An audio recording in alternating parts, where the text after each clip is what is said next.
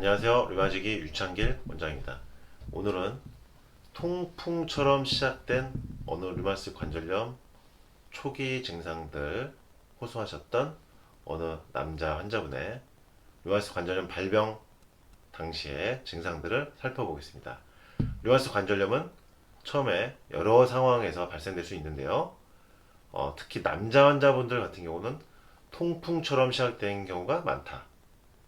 통풍을 그러면 지난번에 강의 드렸던 내용을 짧게 잠깐 정리하고 오늘 통풍으로 시작됐던 류마티스 관절염 초기 증상 설명드려보겠습니다. 통풍이라는 것은 굉장히 강한 통증을 나타내는 질환입니다. 찬바람이 뼛속 깊이 파고드는 예리한 통증의 느낌.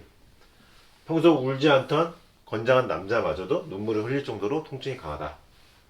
거우트라는 어원 자체가 눈물이라는 뜻이다. 그만큼 아프다. 통풍의 통증은 어떻게 발생하는가? 혈액 내 요산의 농도가 높아지면서 요산 결정이 관절의 연골이나 힘줄, 주위 조직을 쌓게 되면서 주위 조직에 쌓여지면서 통증과 염증이 유발됩니다. 그러니까 요산의 혈액 중에 요산 수치가 높아지면서 요산 결정들이 관절 주변에 쌓인다. 연골에 쌓이고 힘줄, 주위 조직에 쌓이면 붓고 빨갛게 색깔이 변하면서 땡땡 아파지는 거죠. 통풍의 특징 중 하나는 재발성이다. 재발성 류마티즘 할 때 재발성입니다.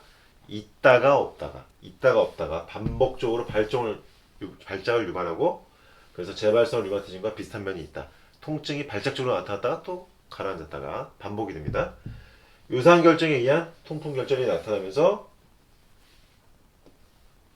관절의 변형이 나타날 수도 있다. 통풍도 류마티스 관절염처럼 너무 오래 지속되면 관절이 틀어지거나 변한 상태로 변형이 일어날 수 있습니다. 류마티스 관절염과 비슷한 면입니다. 통풍도 류마티스 관절염처럼 변형이 나타날 수 있다. 잘 낫지 않고 지속되면 주로 하체 쪽에 발생하는데 통풍의 가장 대표적인 부위는 엄지발가락입니다. 엄지발가락에 가장 대표적으로 발생이 되고요. 90% 정도 되고 무릎, 손목, 손가락, 팔꿈치에도 나타날 수가 있습니다. 팔꿈치에도 통풍이 나타나서 고생하신 분도 은근히 볼 수가 있습니다.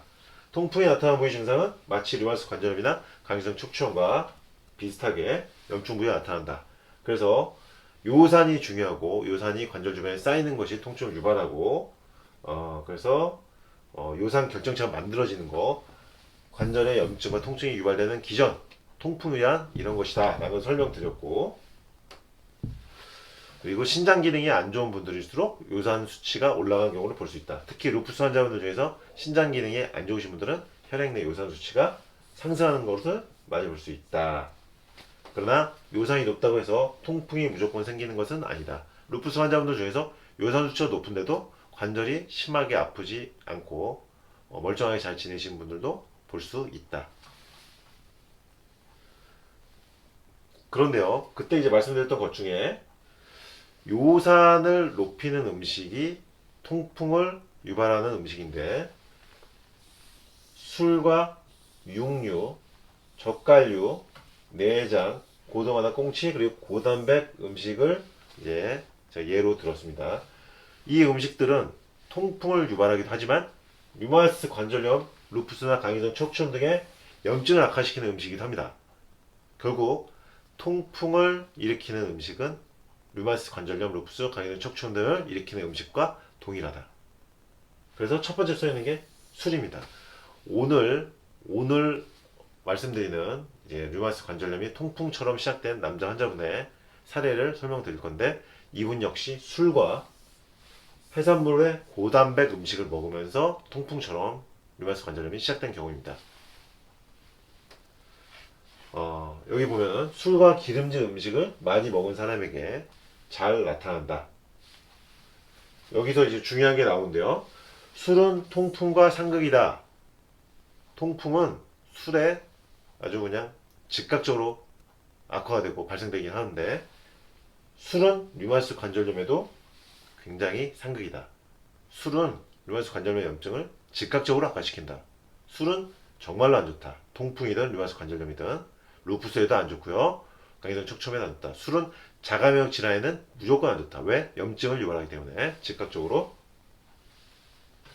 외국에서 거주하시던 어느 남성분이었는데 이분이 맥주랑 해산물, 고단백으로 맥주와 해산물을 드시고 난 다음에 손가락과 엄지발가락에 통풍처럼 빨갛게 부으면서 땡땡 아파진 건데 극심한 통증이 발생해서 통풍약을 복용하기 시작했고 이 당시 류마스 인자가 70이었습니다.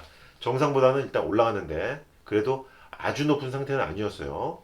이때는 그래서 통풍약을 드셨던 상황이고 그 이후에 발이 붓고 무릎이 계속 아파지고 손목도 아파지고 결국 무릎까지 아파지고 손목까지 아파지고 관절이 통풍 양상에서 확산되고 넓어지는 거였죠. 병원에 와서 다시 검사하니까 류마스 인자가 470까지 대폭 올라갔어요. 70에서 470까지 올라간 겁니다. 류마스 인자가 70에서 470까지 올라갔다는 것은 그 사이에 몸이 더 나빠졌다. 류마스 증상이 더 심해질 수 있다. 관절 통증이 더 심해질 수 있다. 류마스 인자가 대폭 올라가고 CRP 수치가 4.0까지 상승한 것입니다. 염증 수치가 4.0까지 상승. 그래서 류마스 관절염을 결국 진단받고 약물을 복용하기 시작한 것입니다. 이분도 류마스 관절염으로 결국 진단받고 류마스 관절염의 어떤 약물을 면역제제, MTX, 메토트렉세이트와 스테로이드, 소염 진통제 등을 지금 복용한 상태에서 이제 저를 찾아오신 건데 이분의 경우를 보면요. 결국 통풍처럼 시작했는데 술, 맥주와 해산물, 고단백 음식과 술은 이렇게 류마스 관절염을 발병시킬 수 있다. 초반에 류마스 관절염 증상, 초기 증상들을 유발시키면서 류마스 관절염을 발병시킬 수 있다.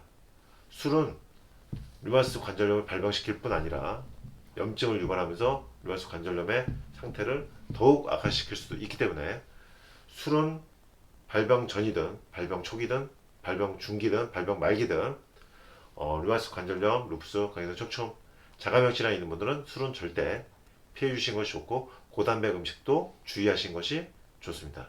술 절대 좋지 않다. 류마스 관절염, 루푸스, 강해성 척추 꼭 기억해 주시기 바랍니다. 류마지기 유창길 원장이었습니다.